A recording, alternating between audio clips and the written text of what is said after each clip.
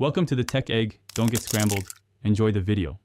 You begin by defining scale and tools, because consistent circles make the logo accurate. Set a baseline and use a compass to draw the first circle at chosen diameter.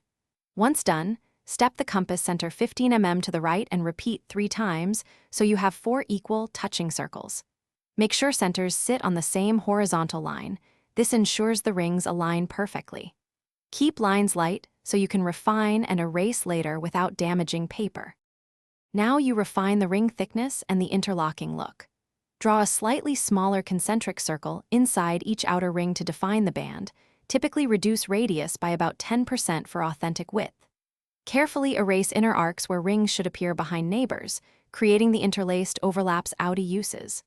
Once done, step back and measure gaps. If spacing looks off, nudge centers by 0.5 mm increments until symmetry feels correct. Keep strokes controlled so the design stays crisp. Finish by inking the final band outlines with a fine liner. Use steady strokes and let the ink dry before erasing pencil guides.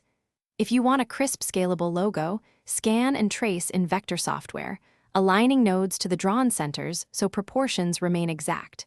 For color, leave rings white with a subtle gray stroke or fill solid black depending on use. If something looks off, return to your compass measurements and redraw the offending circle rather than overworking smudged lines. That preserves clean geometry. Thanks for watching. Consider subscribing if I helped unscramble your problems.